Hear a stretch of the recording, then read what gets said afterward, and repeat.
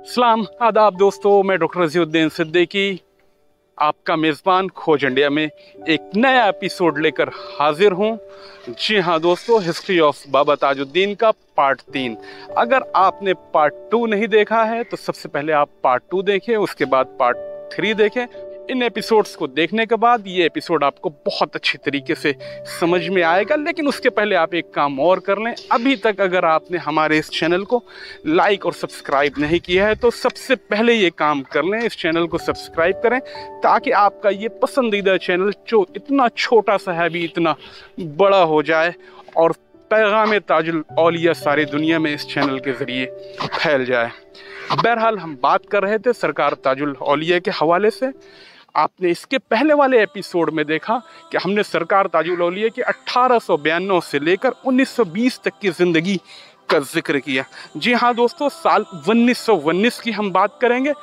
वाकई में उस वक्त जिन्हें सरकार ताजुल औलिया अपना नाना कहते हैं कि उनके परिवार के लोगों का भी कहना है कि काशीनाथ पटेल का 1919 के आसपास इंतकाल हो गया था। उनके इंतकाल के बाद सरकार ताजुल औलिया का वाकई में बहुत दिल नहीं लगा।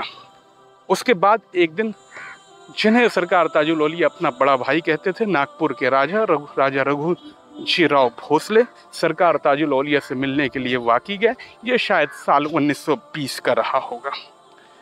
उन्होंने सरकार ताजुल औलिया से रिक्वेस्ट की कि आप नागपुर चलें, हमारे महल में हमारे साथ रहें। सरकार ताजुल औलिया ने उनकी इस रिक्वेस्ट को मान लिए और मानने के बाद वो दिन भी यहाँ पर आ गया जब यहाँ शादियाने बजने लगे, ढोल नगाड़े बजने लगे।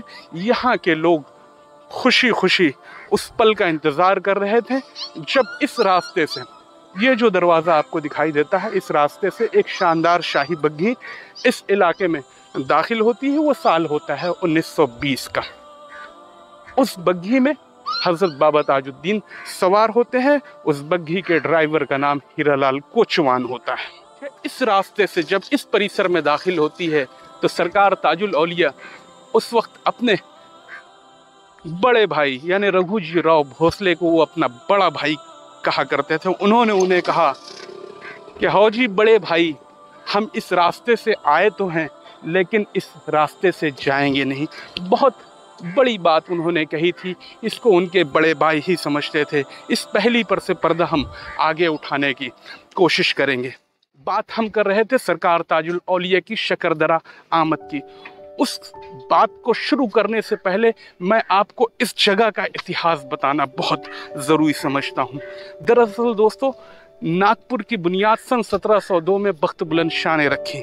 कहते हैं कि सन 1702 में बख्त बुलंद शाह ने जब 10-11 गाँव को मिलाकर एक शहर की बुनियाद रखी तो शकरदरा का ये इलाका पहले से यहाँ पर मौजूद था। यहाँ पर इंसानी आबादियाँ पहले से मौजूद थी। इस दरवाजे के बारे में ख़ास तौर पे कहा जाता है कि ये बख्त बुलंद शाह के बेटे चांद सुल्तान ने इसको बनवाया था। लेकिन स्थानीय लोग और कुछ इतिहासकारों का कहना है कि इसको रघुजी सेकंड ने बनवाया था। दरअसल दोस्तों, इस इलाके में बहुत ज़्यादा काम जो है वो रघुजी सेकंड के दौर में है। कई सौ एकड़ में मौजूद ये परिसर जो है शकरदरा का इलाका कहलाता है। कहते हैं कि इसमें एक शानदार महल हुआ करता था जिसे लाल महल के नाम से जाना जाता है। इसे रघुजी सेकंड ने बनवाया था। अगर इस तरफ आप देखें, मैं कैमरामैन को कहूँगा कि दिखाए, वो इस तरफ से आकर दिखाने की कोशिश करे तो यहाँ पर एक शानदार मंदिर दिखाई देता है जिसे लक्ष्मी नारायण जी का मंदिर कहते हैं। इस मंदिर के बारे में कहा जाता है कि इसको भोसलाओं के आर्किटेक्ट यानी रघुजी सेकंड के आर्किटेक्ट जो करीम खान के नाम से जाने जाते थे, उन्होंने नागपुर शहर में बहुत बड़ा उनका योगदान है। स्पेशली उस दौरान जितने भी निर्माण कार्य हुआ करते थे सबको करीम खान ही डिज़ाइन करते थे। ये देख रहे हैं जो आप लक्ष्मी नारायण जी का मंदिर दिखाई देता है, इसके भी आर्किटेक्ट करीम खान साहब थे। ये देखते हैं यहाँ पर क्या क्या मौजूद है। दरअसल ये जो इमारत दिखाई देती है ये ब्रिटिश कालीन इमारत है, भोसलाओं का निवास स्थान है, जिसे कहा जाता है कि उन्होंने अपनी बेटी के घर वालों को दे दिया था। इसमें शिर के परिवार रहता है जो दरअसल भोसलाओं के नवासे हुआ करते हैं और उन्हीं की देख रेख में ये सारा स्थान आज यहाँ पर मौजूद है। वही इस जगह के दरअसल केयर टेकर है। आगे हम उन लोगों से भी बात करने की कोशिश करेंगे और स्पेशली अंदर चलकर देखने की कोशिश करेंगे कि ऐसा यहाँ पर क्या क्या मौजूद है कि लोगों का ये एक आस्था का केंद्र बना हुआ है। इसको छोटा ताजबाग का इलाका भी कहा जाता है। ये काफी ऐतिहासिक परिसर है। इस परिसर की एक और घटना जो थी बहुत अहम थी, मैं उसको आपको बताना जरूरी समझता हूँ। 17 दिसंबर सन 1817 को यहाँ पर एक बड़ा युद्ध लड़ा गया था। जी हाँ दोस्तों, नवंबर 25 के आसपास सीताबर्डी का युद्ध अप्पा साहब भोसले के हारने के बाद अप्पा साहब भोसले की सारी सेनाओं ने लगभग अंग्रेजों के सामने आत्मसमर्पण कर दिया था। उसके बाद कर्नल ड्यूटन जो है वो अपनी आर्मी को लेकर इस इलाके में आया था। कहते हैं कि यहाँ पर भोसलों का एक तोपखाना हुआ करता था उसका चार्ज लेने के लिए, और वो जब आया तो उसे 14 तोपें तो बहुत आसानी से मिल गई। लेकिन उसके बाद रामचंद्र वाघ और मनभट्ट उपाध्याय के सैनिक अंग्रेजों से भिड़ गए और एक जबरदस्त युद्ध यहाँ पर होता है। उस युद्ध में कहते हैं कि 144 अंग्रेज सैनिक यहाँ पर मारे जाते हैं। ये बात 17 दिसंबर सन 1817 की है। हम यहाँ पर देखेंगे बहुत सारी ऐतिहासिक चीज़ें यहाँ पर मौजूद हैं, उनको देखने की भी कोशिश करेंगे कि इतिहास के कौन कौन से निशानात यहाँ पर मौजूद हैं। आइए मेरे साथ, मैं आपको दिखाने की कोशिश करता हूँ। उसके बाद हम लाल महल के जो बचे कुछ अवशेष हैं उसमें भी जाएंगे और उसको देखने की कोशिश करेंगे। सबसे पहले देखिए, ये सामने जो दिखाई देता है वो खाली जगह जो दिखाई देती है रोड के उस तरफ, वो शकरदरा का ऐतिहासिक तालाब है जिसे सन 1780 के आसपास रघुजी सेकंड ने बनवाया था। ये देखिए, ये सामने जो चबूतरा नजर आता है, दरअसल यहाँ पर रघुजी फैमिली के भोसला फैमिली के साजिंदे रहा करते थे, प्रैक्टिस करते थे, उनका ये मंडप हुआ करता था। उसके अलावा ये पिलर जो दिखाई दे रहे हैं, इसके बारे में कहा जाता है कि ये हाथी खाना यहाँ पर मौजूद था। ये सकरदरा परिसर जो है पूरी तरीके से बहुत ऐतिहासिक है। हम इसके बारे में बात करेंगे, इस परिसर के बारे में। हमारे साथ यहाँ पर मौजूद है, हमारी खुशकिस्मती है शिरके साहब। शिरके साहब, बहुत बहुत स्वागत है आपका खोज इंडिया में। आप क्या बताएंगे इसके बारे में हमें, इस पूरे परिसर के बारे में बताइए। ये परिसर तो मतलब भगवान तो संत महात्मा का पूरा एरिया है जी। यहाँ पर हीरा सिंह महाराज, ताजुद्दीन बाबा, अच्छा, ऐसे लक्ष्मी नारायण मंदिर वगैरह ऐसे ऐतिहासिक वास्तु है सब यहाँ पर। लक्ष्मी नारायण का ऐतिहासिक मंदिर सब बाजू में ही हीरा सिंह महाराज करके रहते थे, उनकी भी जन्म मतलब समाधि जिंदी समाधि है। अच्छा, आज हम बात कर रहे हैं सरकार ताजुल औलिया हजरत बाबा ताजुद्दीन के हवाले से। बराबर, उनके बारे में बताइए। कहते हैं कि वो 5 साल यहाँ पर रहे। बराबर है जी। जब ताजुद्दीन बाबा को वो पागल खाने में रखा गया था जी, तब ताजुद्दीन बाबा रघुजी राव चतुर्थ भोसले सरकार के ख्वाब में आए थे जी, और उन्होंने बोले थे कि मुझे यहाँ से ले चलो करके। आपका क्या ताल्लुक है शाही खानदान से, इस परिवार से आपका क्या रिलेशन है, कैसा रिलेशन है? राजा रघुजी महाराज को, चौथे जो रघुजी महाराज थे, उनको हमारी बुआ दिए थे। अच्छा। और बुआ को आज कोई संतान नहीं होने के नहीं रही। अच्छा। होने के कारण एक लड़की थी, वो गुजर गई। अच्छा। बाद में कोई संतान नहीं होने के कारण हम इनके आज वारसदार हैं। अच्छा, ये जो लाल महल के बारे में कहा जाता है कि लाल महल था कहाँ से कहाँ तक का है? ये आज जो मौजूदा परिस्थिति में है, जो बिल्डिंग दिख रही है बाबा की, जी, तो वही एक लाल महल हुआ करता था। वो 11 मंजिली था। 11 मंजिले? हाँ, इतिहासकारों ने कहा है कि 3 मंजिला था। नहीं, 11 मंजिली था। अच्छा, 11 मंजिले ऊंचा था। ऊंचा था। अच्छा। और वो पूरा लाल ईंटों से बना हुआ था। अच्छा। इसलिए उसको लाल महल कहा। उसके अवशेष हैं क्या? उस महल के कुछ अवशेष हैं जो आज बाबा ताजुद्दीन का जो स्थान है वहाँ पर? अच्छा। वही उसका अवशेष है। आप अभी अभी ये रिन्यूएशन हम कर रहे हैं उसका, अच्छा आपके मदद से, भक्तों की मदद से। अच्छा। यहाँ पर सरकार ताजुल औलिया की कौन कौन सी निशानियां रखी हुई हैं? अभी फिलहाल में उनके कैसे हो, राजा साहब जाने के बाद, हाँ 58-59 में राजा साहब गए, तो ये पूरा उनके जितना भी परिसर में था, पोजीशन में ये था, तो कोर्ट्स ऑफ पार्टी इनको लेके गया था। अच्छा अच्छा। पूरी स्टेट है, तो ऐसे बाबा का सिर्फ अभी पादुका वगैरह है, यहाँ पर है। अच्छा। पलंग है बाबा का, पलंग भी है। हाँ। बाबा साहब ने कहा था राजा साहब को कि हाउ जी, हाँ, अपने इंतकाल के बाद कहा था कि हमारा बिस्तर यहीं रहेगा। बिल्कुल, है ना, यही बोले हमारा बिस्तर यहीं रहेगा। हाँ, और मैं लाखों साल यहाँ पर हूँ, हाँ, यहाँ पर ऐसा बोल के गए। तो आप वो सारी चीजें हमको दिखाएंगे क्या? बिल्कुल बताएंगे ना। चलें देखते हैं वो सारी चीजें। लगे हुए दिख रहे हैं जी, काले वाले पत्थर, अच्छा वो वहाँ पर दिख रहे हैं। अच्छा, के आगे में ये गेट से चारों तरफ एक परकोटा हुआ करता था। परकोट हुआ करता था। अच्छा, ये परकोट के अंदर हुआ करता था। 8 साढ़े 8 9 फीट के करीब करीब 9 वो फीट की ऊंची दीवार थी। अच्छा, पत्थरों की, काले पत्थरों की, वो जो दिख रहे हैं ब्लैक बेसाल्ट स्टोन आज दिख रहे। अच्छा, तो वो काले पत्थरों की पूरा परकोट था जी, और अंदर में कोई आने का ही सवाल नहीं दिया था। अच्छा अच्छा। ये 4 दीवारी में बंद था ये सारा इलाका? हाँ, पूरा एरिया। यहाँ पर बड़ा जू भी था। अच्छा, जू भी था यहाँ पर? जू भी थे, हरिन, अच्छा, शेर वगैरह सभी, मतलब शाही मेहमान थे ये भी यहाँ पर? हाँ, मगर उससे लेकिन जी, शाही। आइए, हम दाखिल हो गए हैं लाल महल परिसर में।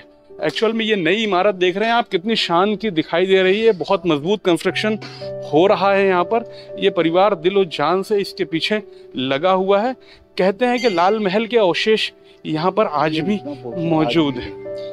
ये सारा हिस्सा जो है, अच्छा अच्छा, ये पूरा पोर्शन अभी लाल महल का पुराना ही हिस्सा है। अच्छा, यहाँ पर ये क्या चीज रखा हुआ है? एक पत्थर जो है ये यहाँ पर, वो आप हसन हुसैन की, अच्छा, मुहर्रम का जो निकलता है, मुहर्रम का त्योहार। हाँ, तो यहाँ पर अलावा बनाते हैं, सवारी वगैरह जिसे कहते हैं, तो अलावा बनाते थे। ये पूरा अलावा का जगह है। के जमाने से ही है ये सारी चीजें यहाँ पर, राजा साहब के जमाने से। तो अलावा होने के कारण उसके ऊपर पाँव किसी का गिरना नहीं चाहिए, तो ये करके उसको पत्थर आज भी होता है, ये मुहर्रम का त्योहार निकलता है। अच्छा, आइए देखते हैं अंदर क्या क्या मौजूद है। ये पूरा, ये जो बिल्डिंग है, अच्छा, ये इतना स्ट्रक्चर जो है, ये लाल महल की बुनियाद, ये थोड़ा सा नया बनाया, अच्छा, गिर गया था करके। अच्छा, ये पोर्शन पूरा अभी भी आज वैसी की वैसी ही है। ये यहाँ पर कैमरामैन को कहूँगा, वो वहाँ बाबा पर नहाया करते थे। अच्छा, यहाँ पर नहाया करते थे, इस तरीके का है। इधर बैठक थी। अच्छा, यहाँ पर एक बड़ा पेड़ था जी, चीज का पेड़ था। हाँ, बहुत बड़ा पेड़, उसके पीछे भी रहते थे।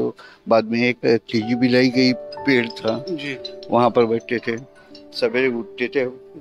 बग्गी महाराज ने उनको प्रोवाइड किया था। कैमरामैन को कहूंगा इस स्थान को दिखाया जो यादगार के तौर पे। यहाँ पर सरकार ताजुल औलिया के बारे में कहा जाता है कि इस जगह वो गुस्ल किया करते थे। ये देखिए, बहुत ऐतिहासिक परिसर है, बहुत अच्छे से इसको संभाल कर रखा गया है और नया कंस्ट्रक्शन भी यहाँ पर शुरू है। आप देखिए, ये बहुत शानदार है।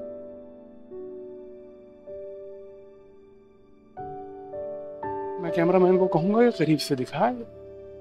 ये सरकार ताजुल औलिया का बिस्तर है, जिसके बारे में उन्होंने कहा था, कि मेरा बिस्तर यहीं रहेगा, लेकिन मेरे जिस्म को, मेरी बॉडी को अल्लामा यूसुफ शाह ताजी मौलाना नजमुद्दीन को सौंप देना।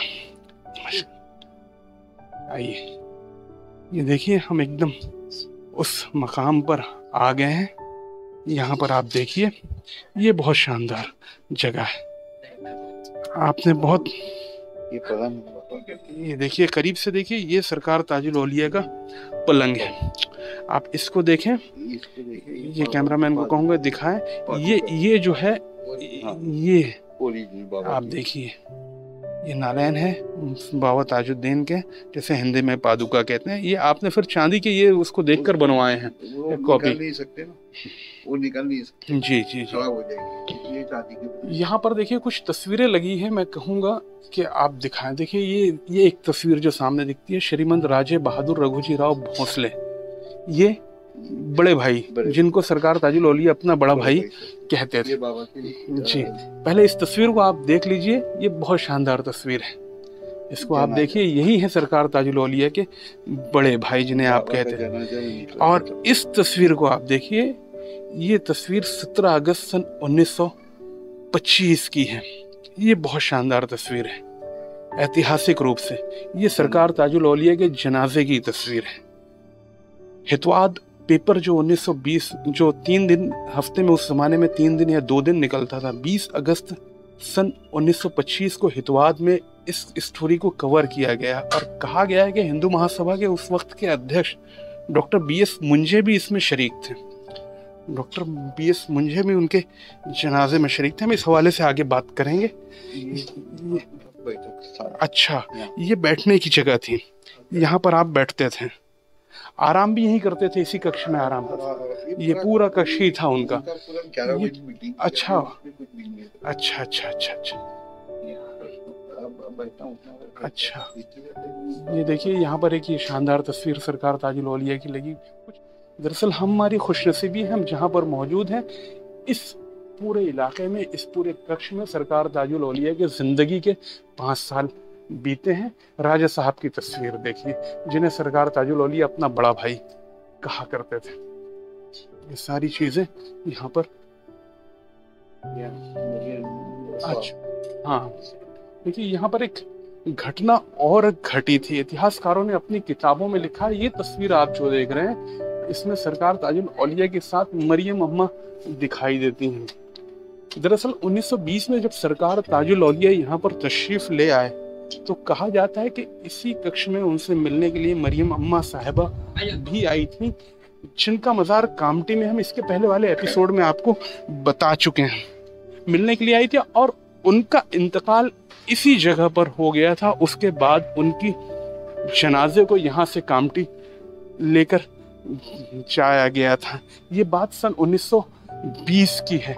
आप देखिए यहाँ पर एक बहुत बड़ा पेड़ होता था शिरके साहब, ये एक पेड़ था यहाँ पर, इस पेड़ के नीचे आराम फरमाते बाबा बैठते थे। चीज बिलाई का झाड़ था, चीज बिलाई का, हाँ, जिसे जंगल जलेबी भी कहा कहते हैं। जलेबी कहता है। और एक रीठे का पेड़ है, एक रीठे का पेड़ ये।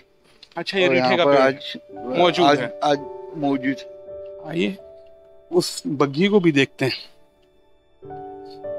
जिसपे आप सवारी किया करते थे। ये अच्छा, ये पुरानी बग्घी है। ये उसकी नकल की है, थोड़ी सी नकल देखिए, पूरा मॉडल बना। अच्छा, ये पुरानी बग्घी है, ये पुरानी बग्घी है उस जमाने की। ये देखिए। अच्छा, तो इसको भी कुछ, इसमें भी नया कुछ डिजाइन वगैरह किया गया है क्या? थोड़ा सा। अच्छा अच्छा, वो शेषनाग वगैरह बनाए गए हैं बाद में। थोड़ा सा जो हीरालाल कोचवान की बात होती है, तो वो बाबा के वो लेके हमेशा निकलते थे। अच्छा, राजा साहब ने उनको ड्यूटी पर लगा के रखा था, सेवा में तैनात कर दिया। तो हीरालाल कोचवान साहब जो है इसी बग्घी को चलाया करते थे, हम ये कह सकते हैं। बिल्कुल बिल्कुल। ये बहुत शानदार चीज आपने दिखाई है।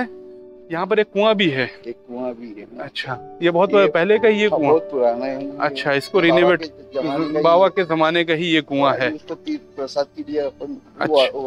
अच्छा, तो मुहर्रम का त्योहार अभी भी आप यहाँ पर करते हैं। मुहर्रम के त्योहार को आप, राजा साहब के जमाने से चालू है जी, जो चीजें चालू है वो अपने बंद नहीं की जी। मैं जिक्र कर रहा था सरकार ताजुल औलिया के दोनों झंडों के बारे में। देखिए आज भी यहाँ पर एकता के प्रतीक के रूप में ये देखिए, ये एक हरा झंडा लगा हुआ है और इस तरफ आकर अगर कैमरामैन को कहूंगा कि दिखाए, हरे को जनरली मुस्लिम धर्म से जोड़ा जाता है, जबकि वहां पर देखिए एक भगवा झंडा दिखाई देता है। ये ऐसा स्थान है कि इसके बारे में कहा जाता है कि ये सद्भावना का प्रतीक है, हिंदू मुस्लिम एकता का प्रतीक है और यहाँ पर सभी समाज के लोग आते हैं। क्या कहेंगे आप इसके बारे में? ये प्रतीक ही है भारत सरकार का। हर धर्म के लोग आते हैं? हर धर्म के लोग आते हैं। अच्छा। और उनको अपने सभी अपने अपने हिसाब से दर्शन करते हैं। कोई दर्शन करता है, कोई नमाज पढ़ते हैं, कोई फातिहा पढ़ के जाते हैं। तो सबके लिए बाबा को खुला है अपना, सबके लिए बाबा का दरबार खुला है। तो अब हम आपसे इजाजत चाहेंगे। जी सर, बहुत बहुत शुक्रिया आपका। जी सर। जी। और उनके जिंदगी के 5 साल बीते। जब आपका दिन यहाँ पर मामूल के मुताबिक गुजरने लगा तो सरकार ताजुल औलिया अक्सर बग्घी पर सवार होकर, जिसे अभी आप देख रहे थे, जिसे हीरालाल कोचवान चलाया करते थे, शहर की तरफ निकल जाते थे। कुछ मज़ारों पर भी हाजिरी देते थे। चलिए हम आपको उन मज़ारों की भी ज़ियारत करवाते हैं जिसके बारे में कहा जाता है कि सरकार ताजुल औलिया उन मज़ारों पर भी अक्सर हाजिरी दिया करते थे। आप चलें मेरे साथ, मैं आपको लेकर चलता हूँ शहर नागपुर शहर में उन 2 मज़ारों की तरफ जिनके बारे में खास रिवायत मौजूद है, किताबों में हवाले मिलते हैं कि सरकार ताजुल औलिया वहाँ पर हाजिरी दिया करते थे। आइए चलिए मैं आपको लेकर चलता हूँ। ये देखिए, ये वो मकाम है नागपुर शहर के शतरंजीपुरा में वाक़ है। ये शानदार मस्जिद जो आपको दिखाई देती है शतरंजीपुरा की मस्जिद है, और इसी से लगकर वो दरबार है। आप देखिए, बाहर से हम आपको दिखाने की कोशिश कर रहे हैं। ये शानदार दरबार जो आपको नज़र आ रहा है, ये हज़रत बगदादी शाह रहमतुल्लाह अलैह का मज़ार मुबारक है। कहा जाता है कि आपका दौर और सरकार ताजुल औलिया का दौर लगभग एक ही था, और सरकार ताजुल औलिया अक्सर इस मकाम पर आया करते थे और आपसे मुलाकात किया करते थे। आपके बारे में कहा जाता है कि आप बगदाद से शहर नागपुर तशरीफ़ ले आए थे। आगे हम ज़रूर आपके ऊपर एक मुकम्मल एपिसोड बनाएंगे आपकी ज़िंदगी के बारे में, क्योंकि आप शहर नागपुर के बहुत बड़े वली अल्लाह हैं। हम कोशिश करेंगे। अब हम यहाँ से चलते हैं, ज़ियारत कर लीजिए इस जगह की। ये वही मकाम है जहाँ पर सरकार ताजुल औलिया आया करते थे। शतरंजीपुरे में वाक़ है। हज़रत महमूद अली शाह बगदादी शाह के नाम से आप मारूफ हैं। हम यहाँ से चलेंगे सीधा सैयद जलालुद्दीन मीठा नीम रहमतुल्लाह अलैह के मज़ार पर। आइए मेरे साथ। अभी तक आपने देखा कि हमने आपको शतरंजीपुरा स्थित वो दयार दिखाया जिसे बगदादी शाह रहमतुल्लाह अलैह का दयार कहा जाता है। नागपुर में सिविल लाइन स्थित एक मज़ार है जो ये आपके सामने है। मीठा नीम शरीफ के नाम से मारूफ और मशहूर है। आप देखिए, ये दरअसल रोज़ा हज़रत सैयद जलालुद्दीन औलिया रहमतुल्लाह अलैह का रोज़ा है जो सिविल लाइन स्थित है। मैं कैमरामैन को कहूँगा कि वो अपने पीछे का हिस्सा दिखाए। आप देखें, वो सामने जो दिखाई देता है वो नागपुर का सेंट्रल म्यूजियम है। दरअसल ये दरबार जो है नागपुर में एक ऐसे मकाम पर वाक़ है कि हम कहेंगे कि ये नागपुर विधानसभा का कैंपस ही है। बात करेंगे ज़िया शाहिद साहब से। ज़िया शाहिद साहब को आपने इसके पहले वाले एपिसोड में भी देख चुका है। हमने आप इनकी तारीफ करवा चुके हैं कि ये काफ़ी इन्होंने किताबें लिखी हैं सरकार ताजुल औलिया के हवाले से। ज़िया शाहिद साहब, क्या कहेंगे इस रोज़े के बारे में? हज़रत की बड़ी शान है माशाल्लाह। आप अरब रेजिमेंट से ताल्लुक़ रखते हैं और जो यहाँ के राजा भोसले थे जी, उनकी फ़ौज में आप थे, मीर सुर्ख के ओहदे पर जी। और आपकी शहादत का जो वाक़ा है 1817 का है। अच्छा। और ये नागपुर की जानी मानी हस्तियों में से है। और इनके 4-5 भाई और भी यहाँ पर नागपुर में इनके मज़ारात है। शहर में इनके 4-5 भाइयों के मज़ारात और भी हैं। इनके कज़न्स है। अच्छा। तो काटो रोड वगैरह पे सारा खानदान नागपुर में आबाद था? हाँ, सारा तो नहीं कह सकते, लेकिन जो भी इनके साथ आए उन्होंने यहाँ अपने जामे शहादत नोश फरमाया। अच्छा, ये कहा जाता है कि आप बुखारी सादात में से? हाँ, ये कहा जाता है बुखारी सादात में से है। सरकार ताजुल औलिया की क्या निस्बत थी इस दरबार से? हाँ, सरकार ताजुल औलिया यहाँ आया करते थे और आप फरमाते थे कि ये हमारे भाई है, यहाँ आया करो। अच्छा। हाँ, आते जाते अच्छे रहते, आपका खौल था। और यहाँ पे आपका चिल्ला मुबारक भी था, लेकिन रोड वाइडनिंग में उसको शहीद कर दिया गया। अच्छा। और ऐसी 5 ख़ास मज़ारात थे जहाँ पे हज़रत ताजुल औलिया तशरीफ़ ले जाया करते थे ज़ियारत की औरत से। उसमें एक मकाम ये भी है। हज़रत सैयदना जलालुद्दीन रहमतुल्लाह अलैह के बारे में कहा जाता है, कुछ इतिहासकारों का कहना है कि आप 1817 में जो ब्रिटिश मराठा वॉर हुई थी उसमें शहीद नहीं हुए थे, उसके बाद भी हयात में थे। ऐसा कंफर्म तो ये है कि यहाँ पे जो जंग हुई थी 1817 में ही हुई थी जी। और आप उसके पहले भी जो है यहाँ पर तैनात थे हम जी। और बताते जी हाँ पोस्ट पर थे जी हाँ। एक और यहाँ पे जो पेड़ था जी वो भी शहीद हो गया है, वहीं पे आप नमाज वगैरह अदा करते थे और आपका आपके आखिरी आराम का इसी जगह पर बनाई गई थी। तो वो पहले हम अपने बचपन में भी देखते थे कि उसकी जो पत्तियां होती थी वो मीठी होती थी, नीम की निस्बत पर दरगाह मीठा नीम के नाम से मशहूर है वो। मतलब आपकी एक करामत ये है कि जो नीम का पेड़ था वो मीठा हो गया था और आज भी उसका जो तना है अंदर बाकी वो देखने से ताल्लुक रखता है। अच्छा, उसमें जो तो हम आगे चलकर एक एपिसोड सैयदना जलालुद्दीन रहमतुल्लाह अलैह की जिंदगी के ऊपर में जरूर बनाइए आप करेंगे जी, और कोशिश करेंगे कि आपकी जिंदगी के जो छुपे हुए पहलू हैं उनको उजागर करने की कोशिश करेंगे। आपके खानदान के बारे में, आपके भाइयों के बारे में, आपके वालिदैन के बारे में जरूर लेकर आएंगे। नाज़रीन, आप ज़ियारत कीजिए, ये वो मकाम है नागपुर शहर में सिविल लाइन में मौजूद है। इसके बारे में कहा जाता है कि सैयदना बाबा ताजुद्दीन रहमतुल्लाह अलैह यहाँ पर अक्सर आया करते थे और ज़ियारत किया करते थे और आपको अपना बड़ा भाई कहकर मुखातिब करते थे। अब चलें हम सीधे लाल महल, चलिए हमारे साथ चलते हैं लाल महल। अभी तक आपने देखा कि सरकार बगदादी शाह के रोज़े को देखा, सैयद मीठा नीम जलालुद्दीन रहमतुल्लाह अलैह के रोज़े को देखा। हमने दिखाने की कोशिश की उन दोनों रोज़े को जहाँ पर सरकार ताजुल औलिया ज़ियारत के लिए जाते थे। उसके अलावा कहा जाता है कि उमरेड रोड पर एक मकाम डिगोरी है, डिगोरी के पास एक नदी हुआ करती थी, उस नदी के पुल पर भी अक्सर जाकर आप बैठते थे और वहीं पर किनारे में एक मज़ार है, सवलिया अम्मा के नाम से जाना जाता है। वो भी सरकार ताजुल औलिया से उनको भी मंसूब किया जाता है कि उनको भी ख़ास निस्बत सरकार ताजुल औलिया से थी। आपकी ज़िंदगी के मामूल जो ये होते थे कि आप सुबह उठते, क्या अमीर, क्या गरीब, क्या राजा, क्या रजवाड़े, नवाब, हर कोई आपसे मिलने के लिए यहाँ पर चला आता था।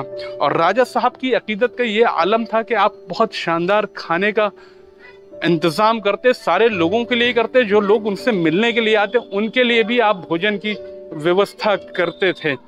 इस इलाके में जैसे एक नया राजपाट शुरू हो गया था। इस तरीके से आपकी ज़िंदगी के 4 साल यहाँ पर बीत गए। आता है 5वां साल यानी 1925 का। 1925 के रमज़ान के महीने में 21 रमज़ान को कहते हैं कि यहाँ पर सरकार ताजुल औलिया ने एक बहुत बड़ी महफिल मौला अली डे के तौर पर मनाई। मौला अली की शहादत के तौर पर एक बड़ी महफिल यहाँ पर आयोजित की और उस महफिल में मौलाना यूसुफ शाह ताजी, जो सरकार ताजुल औलिया के बहुत चाहने वाले और अकीदतमंद हैं, कहा जाता है कि उनको आपने खिलाफत से नवाजा था। और एक घटना जो इम्पोर्टेंट घटती है, कहते हैं कि उसी साल सरकार ताजुल औलिया की रमज़ान से ही तबीयत कुछ बिगड़ती ही जा रही थी। राजा साहब ने हर वैद्य को, हर हकीम को बुला कर दिखाते और सरकार ताजुल औलिया का इलाज करवाने की कोशिश करते। चांद मुहर्रम का निकल चुका था और सरकार ताजुल औलिया का मामूल ये था कि हर साल मुहर्रम में यहाँ पर वो 10 दिन तक मुहर्रम की महफिल किया करते थे। और उस साल यानी जिस साल सरकार ताजुल औलिया का इंतकाल हुआ, उस साल की जो महफिल थी वो कुछ ज़्यादा ही शानदार थी। सरकार ताजुल औलिया रोज़ाना की महफिल में अश्कबार हुआ करते थे। 10 मुहर्रम का दिन भी आ गया। 10 मुहर्रम के दिन कहा जाता है कि सरकार ताजुल औलिया, मैं कहूँगा कैमरामैन को एक बार फिर दिखाए उस तरफ, उस बग्घी पर रवाना, उस बग्घी पर बैठ गए और उस बग्घी पर 2 झंडे कहते हैं लगाए गए थे। 2 झंडे लगाए गए थे और एक जुलूस मुहर्रम का निकला हुआ था और आप एक नारा लगाते थे, इमाम दीन सुल्तान मदीना शाहों के सरदार हुसैन, इमाम दी सुल्तान मदीना शाहों के सरदार हुसैन इस बग्घी पर सवार होकर आप इमाम बाड़े तक गए थे और दिन भर 10 मुहर्रम को आपने पूरा 10 मुहर्रम का दिन जो है नागपुर स्थित इमाम बाड़े में बिताया था। उसके बाद वो वक्त भी आ गया। कहते हैं कि 17 अगस्त की तारीख थी वो। सरकार ताजुल औलिया की तबीयत उस दिन काफी अलील थी। 17 अगस्त को शाम असर के बाद जो अभी वक्त हो रहा है, हम लोग भी उसी वक्त पर मौजूद हैं। अभी भी असर के बाद का वक्त है। सरकार ताजुल औलिया का इंतकाल हो जाता है यहाँ पर इसी लाल महल परिसर में। उसके बाद सारे शहर में कोहराम मच जाता है। सारे शहर से लोगों की भीड़, क्या राजा, क्या नवाब, क्या महाराजा, सब के सब यहाँ पर हाजिर हो जाते हैं और एक भीड़ लग जाती है। बहुत मशहूर वाकया है जो मैंने गेट पर आते ही से आपसे किया था। आपने अपने बड़े भाई जो रघुजी राव भोसले को आप अपना बड़ा भाई कहते थे, जब दरवाजे से दाखिल हुए थे तो कहे थे आपने कि हम इस दरवाजे से आए तो हैं लेकिन हम जाएंगे नहीं। ये वाकया बड़ा मशहूर है। बहरहाल रघुजी राव भोसले जो थे बहुत अश्कबार थे, बहुत गमगीन थे। उनके भी कुछ समझ में नहीं आ रहा था कि अब क्या किया जाए। बहरहाल उसी रात मौलाना नजमुद्दीन का नाम आता है, पहलवान गुलाम नबी का आता है, फरीदुद्दीन साहब का नाम आता है, अल्लामा यूसुफ शाह ताजी का नाम आता है। इन 4 विशेष व्यक्तियों को बुलाकर रघुजी राव भोसले ने सरकार के जिस्म को इनके हवाले कर दिया गया। इनके हवाले अगले दिन 18 अगस्त को सुबह रात में ही जबकि जनाजा आपका उठा लिया गया था और इस तरफ से बीड़ी पेट से गुजरता हुआ, कहते हैं कि पूरे शहर का गश्त करता हुआ यहाँ से शहीद चौक, गांजा खेत चौक तक आपका जनाजा लेकर जाया गया। उसके बाद गश्त करता हुआ जहां पर इस वक्त मज़ार है सरकार ताजुल औलिया का, उसके कुछ दूर पहले एक मकाम है जहां पर आपके जनाजे को रखा गया। और अभी आप जो तस्वीर आपने थोड़ी देर पहले देखी थी वो उसी जगह की तस्वीर है जो यहाँ पर बहुत सारे खानदानों के पास आज भी मौजूद है। वहाँ पर आपका नमाजे जनाजा पढ़ाया गया। किसने नमाज जनाजा पढ़ाया, कितने बजे हुआ, कौन कौन आपके नमाज जनाजा में शरीक था, चलिए हम आपको उसी स्थान से बताएंगे जहां पर आपका नमाज जनाजा पढ़ा गया था। आप चले मेरे साथ, मैं आपको दिखाता हूं वो स्थान। जैसा कि हम आपको बता चुके हैं कि सरकार ताजुल औलिया का 17 अगस्त सन 1925 को असर के वक्त विसाल हो गया। उसके बाद गुस्ल के बाद रात भर आपका जनाजा शकरदरा में ही रहा। सुबह फजर के बाद आपके जनाजे को वहाँ से लेकर चला गया। एक बहुत बड़ा हुजूम, एक बहुत बड़ा जुलूस, क्या अमीर, क्या गरीब, क्या नवाब, सब उसमें शामिल थे।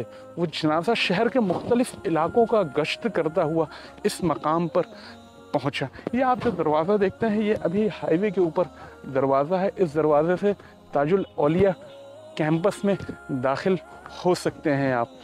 आगे हम सरकार ताजुल औलिया के हवाले से बात करेंगे कि उनका जनाजा एग्जैक्टली कहाँ पर पड़ा गया। इस हवाले से बात करने के लिए मेरे साथ इस वक्त हमारी खुशकिस्मती है मौजूद हैं मीर सैयद आबिद अली यूसुफी ताजी साहब हमारे साथ मौजूद हैं, जिनका काम बहुत शानदार रहा है सरकार ताजुल औलिया के हवाले से। आपने एक बहुत शानदार किताब लिखी है और सिलसिले ताजिया के लिए अपनी सारी ज़िंदगी एक तरीके से वक्फ कर दी है। हम उनसे बात करेंगे सरकार ताजुल औलिया के हवाले से और उन्हीं से पता करने की कोशिश करेंगे कि आपका जनाजा कहाँ पर पढ़ा गया। अस्सलाम वालेकुम। वालेकुम अस्सलाम।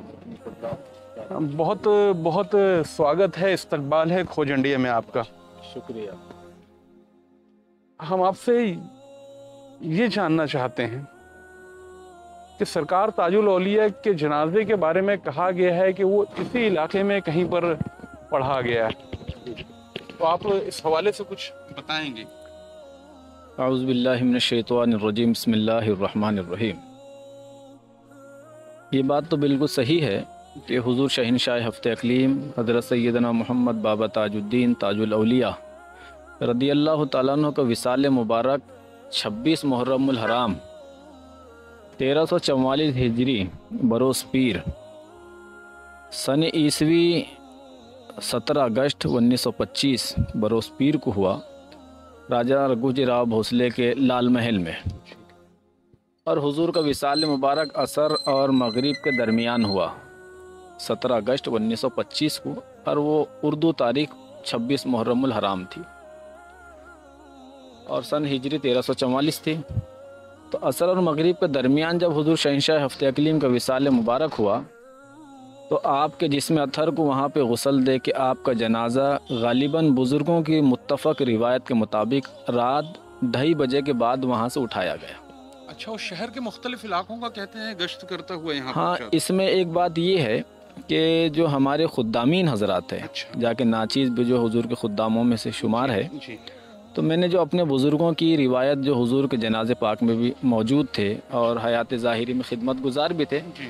उनका कहना ये था कि जब हुजूर का विसाल हुआ तो सरकार वाला जब पागल खाना शरीफ से राजा रघुजी राव भोसले महाराज के यहाँ तशरीफ़ फरमा हुए जी। तो जो वहाँ का बुलंद गेट है जहाँ से महल में इंटर होते हैं जी। तो वहाँ दाखिल होते समय राजा साहब से बाबा साहब ने फरमाया कि बड़े भाई मैं इस गेट से आ तो रहा हूँ, हाँ। इस दरवाजे से, लेकिन इससे वापस नहीं जाऊँगा।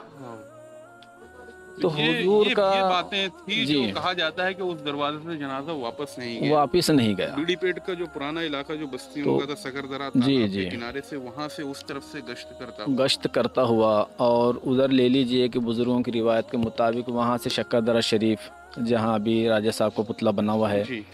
वहाँ से अपना गांजा खेत चौक, अच्छा, सईद चौक, जहाँ से शाही संदल का गश्त होता है। अच्छा, पूरे शहर की तरफ चला गया था? पूरे शहर की तरफ। अच्छा। क्योंकि जम्मे गफ़ीर था। हाँ। भी शहंशाह हफ्ते अकलीम तो अपने ज़माने के कुतुबुल मदार है, कुतुबुल अख्ताब है। उनके जनाजे में बड़े बड़े औलिया कामिलीन, कुतुबुल अख्ताब के जनाजे में वक्त कुतुब और गौस तमाम ही लोग थे, मशाइख उलमा के, आम नागरिक, क्या हिंदू क्या मुसलमान, हज़ारों का जम्मे गफ़ीर था। तो हमारे बुज़ुर्गों की एक रिवायत ये भी है कि भी जब मजमा ज़्यादा बढ़ने लगा, हद नज़र हो गया, तो वैसे भी शक्करदरा शरीफ से जब हुजूर का जनाजा शरीफ रात में उठाया गया सजाकर, तो उसको ऑलरेडी बल्ली बानी गई थी। अच्छा, बल्लियाँ, बड़ी बड़ी बल्लियाँ बानी गई थी। अच्छा। लेकिन जब हद नज़र मजमा और दुगना हो गया, अच्छा, तो सईद चौक में अंदर गांजा खेत से अंदर अपन जाओ तो वहाँ सैयद साहब बाबा रहमतुल्लाह अलैह का आस्ताना है, मुंशी जी मस्जिद के सामने, बिल्कुल, जहाँ आज भी शाही संदल कुछ वक्त के लिए रुकता है। तो बुज़ुर्गों की ये रिवायत है, मैंने अपने कानों से सुना हमारे बुज़ुर्गों से कि बुज़ुर्गों ने कहा कि भी कुछ देर जनाजा शरीफ यहाँ रखा गया था। अच्छा। इस गरज से कि बल्लियाँ और बांध दी जाए ताकि लोगों को कांधा देने में आसानी हो जाए। तो ये शहर का गश्त करता हुआ जनाजा जब ताजाबाद शरीफ के इस मकाम पर पहुंचा तो एग्जैक्ट लोकेशन कहाँ था जहाँ पर नमाज जनाजा? जब 17 अगस्त को तो विसाल हो गया। हाँ। अपनी ये टॉपिक पे बात चल रही थी, लेकिन जनाजा शरीफ जब 2:30 बजे के बाद रात में वहाँ से उठाया गया और मुख्तलिफ शहर का गश्त करता हुआ इलाकों से जब ताजाबाद शरीफ लाया गया, हाँ। तो ये वो एरिया है। कैमरामैन को कहूँगा कि दिखाए, ये जो एक मज़ार यहाँ पर बना हुआ है, ये यादगार के तौर पे बस ये तो अभी तो खैर यहाँ पर बड़ी एक वसी आबादी है। उस दौर में तो पूरा इलाका जो था एक जंगल नुमा था। अच्छा, घास का बड़ा जंगल था। हुआ है, मैं कैमरामैन को कहूँगा कि दिखाए, जिस पर लिखा हुआ है यहाँ हज़रत बाबा ताजुद्दीन रहमतुल्लाह अलैह की नमाज जनाजा अदा की गई थी 26 मुहर्रम 17 अगस्त सन 1925 को। हज़रत बाबा इब्राहिम नौशाही कादरी, इनके बेटे सज्जादा नशीन आली जनाब मोहम्मद ताजू नौशाही कादरी, ये वगैरह लिखा हुआ है यहाँ पर। लेकिन ये वो मकाम है, अब आबादियाँ हो गई हैं यहाँ पर। ये कहते हैं कि पूरा खुला था, ये इलाका पूरा खाली था। यहाँ पर सरकार की नमाज जनाजा अदा की गई। मैं कैमरामैन को कहूँगा थोड़ा पीछे से ब्रॉड करके दिखाए ताकि समझ में आए आने वाले ज़ायरीन को एग्जैक्ट में वो लोकेशन क्या है। इस तरफ पहले दरबार का हिस्सा दिखाए और इस तरफ जो है पूरा गेट दिखाए।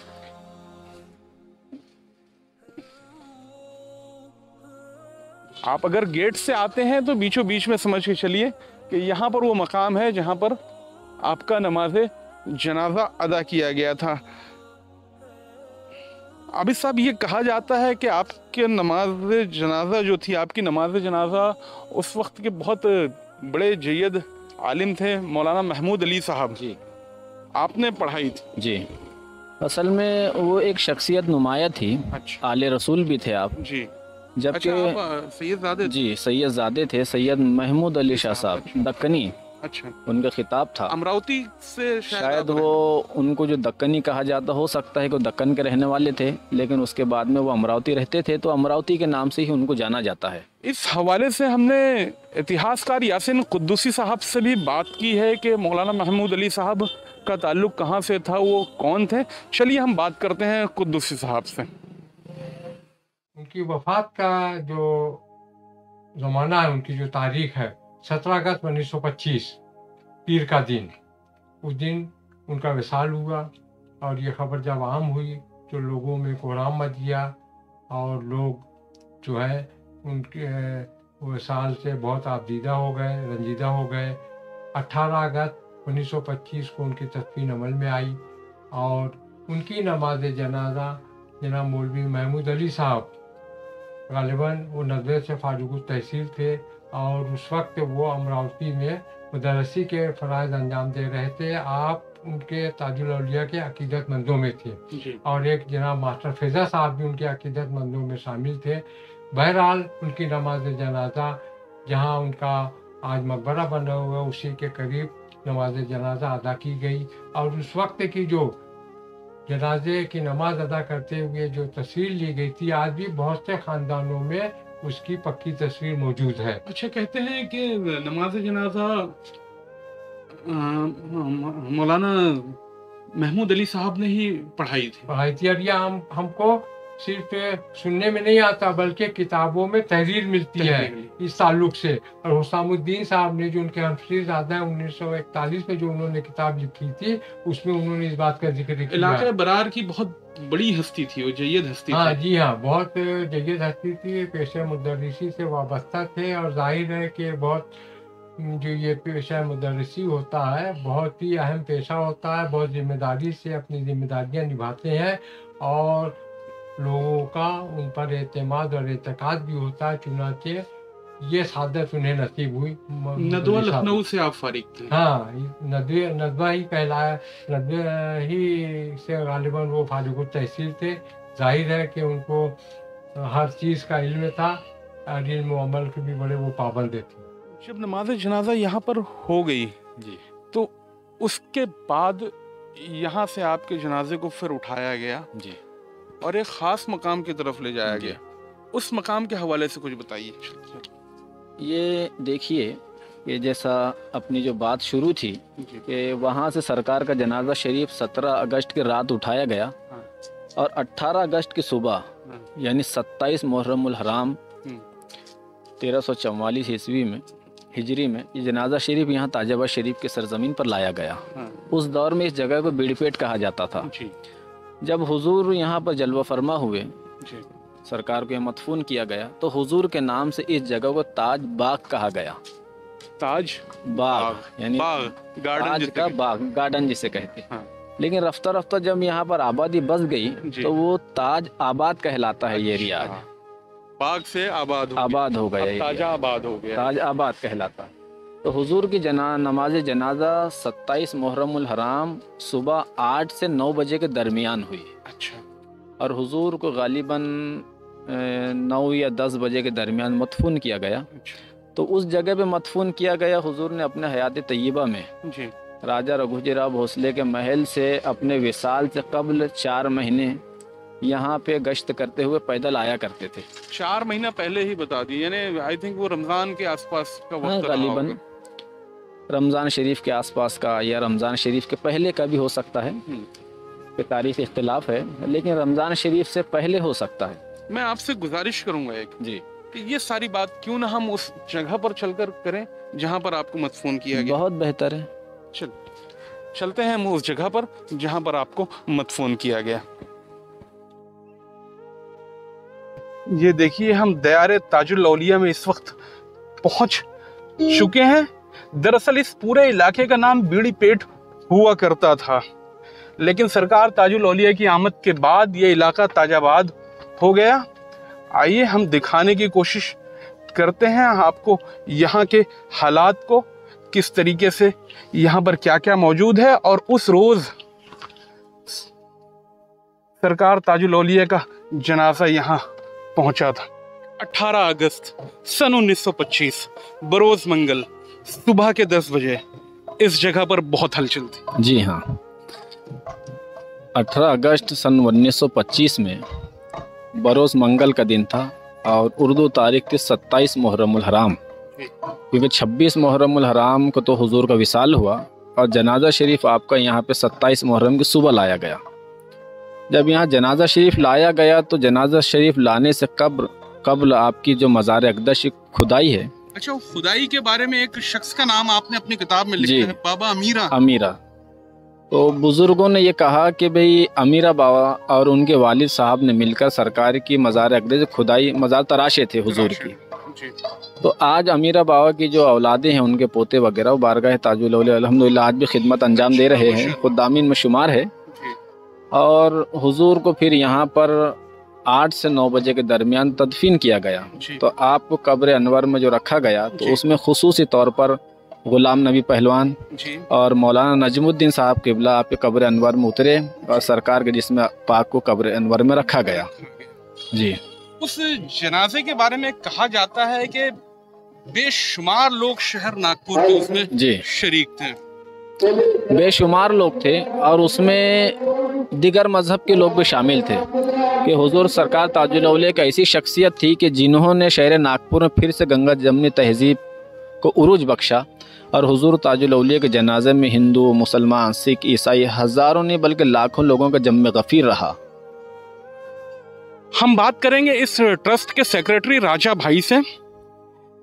ये बहुत खूबसूरत इंतज़ाम जो ये ट्रस्ट करता है। चलिए बात करते हैं इस ट्रस्ट के हज़रत बाबा ताजुद्दीन ट्रस्ट के सेक्रेटरी राजा भाई से, ताज भाई जिन्हें कहा जाता है। आइए चलते हैं, हम उनसे बात करते हैं।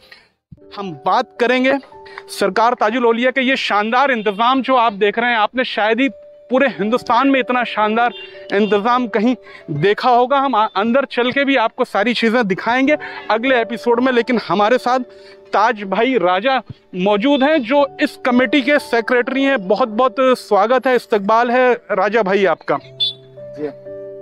खोज इंडिया आपसे जानना चाहता है कि आप खोज इंडिया के माध्यम से बताइए कि ये सारा इंतज़ाम आप लोग कर कैसे लेते हैं इतना? पहले तो सबसे पहले मैं आपको खोज इंडिया को मुबारकबाद देता हूँ कि जो आपने इस तरीके से बाबा हुजूर शहंशाह हफ्ते अक़लीम हज़रत मखदूम बाबा मोहम्मद ताजुद्दीन रहमतुल्लाह अलैह के आस्थाने के ऊपर में आपने हाज़िरी दी।